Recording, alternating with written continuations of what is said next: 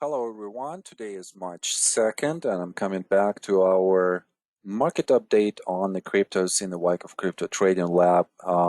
Again, March 2nd, so I missed yesterday's update for a couple of days, just was really busy, so I apologize guys, but this is how it is and nothing else I can do about this. So let's just go through the markets really quickly.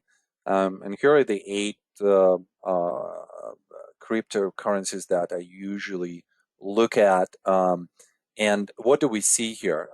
So over the weekend, I posted the research on the analog for the Bitcoin, where we were discussing, and it's an extremely close analog to what Alessio was saying. Was this being more of the backing up action? Um, I think that another suggestion that I brought up is that we might have this kind of like more of the 1 to 3 ABC type of structure, still into the higher low and still to the upside. So maybe into the 40s if we see some kind of weakness. And obviously we have to see if that weakness is going to continue, to develop.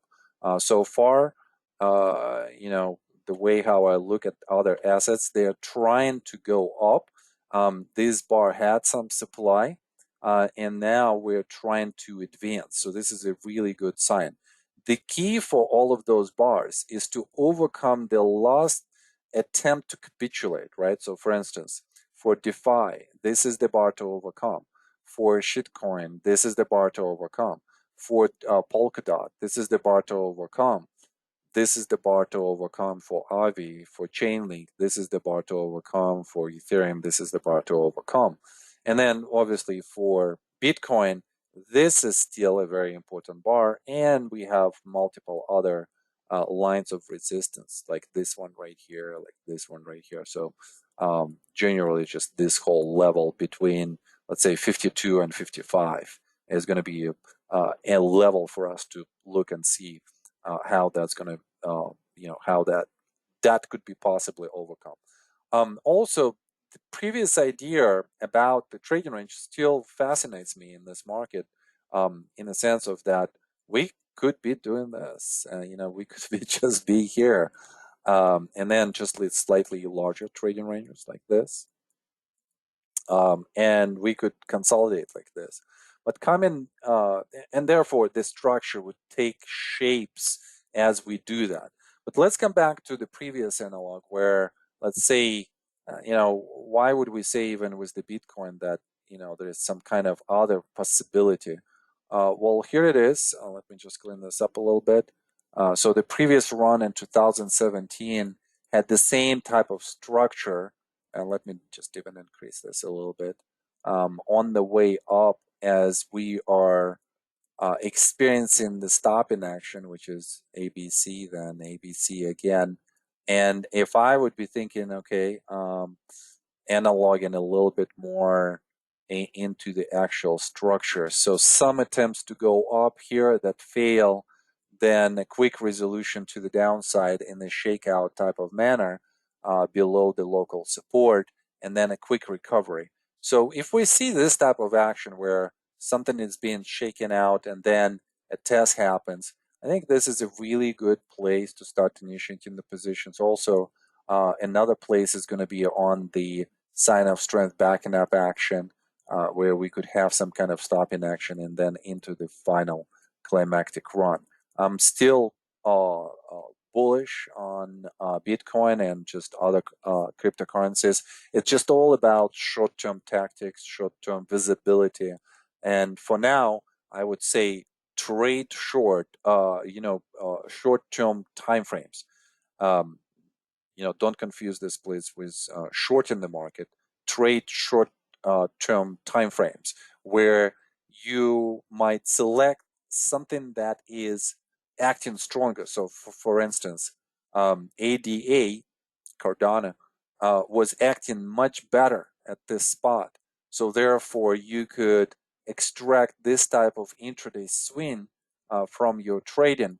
And let's look exactly where we would be considering opening the position in this area. So here is our latest trading range, and this is where we had that sign of strength on this reaction. So let's expand a little bit. So we're not seeing extremely aggressive selling here like in other cryptocurrencies.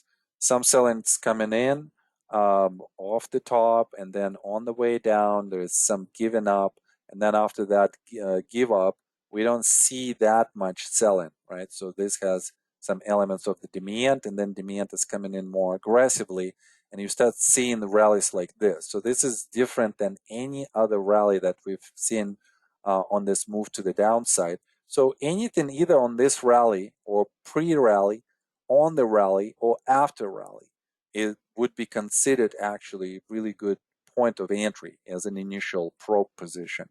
And then after we have a sign of strength and we go into more of the backing up action, there you could establish other positions. And just on the idea of the strength that this is an asset that is outperforming, you could definitely have a very good intraday trade. So let's say that if our first point of entry is going to be somewhere around here, 1.5, and then you go and you give up your position, let's say below 140. So this is a really good intraday swing trade, not necessarily intraday, but you could consider this intraday as well. Intraday swing trade that generates a really good return almost in one day. And these are the strategies that I would employ right now when overall structure for all of them, if you're not in the long-term investment, is more confusing. So trade shorter-term time frames, and yet hold on to your long-term positions so that if the move starts and continues to the upside, you're still in them. And tactically, you could first initiate short-term loans and then convert them more into long-term loans. And we could talk more about this in other videos. That's it for today, guys. Thank you so much. And hopefully I'll produce another video tomorrow.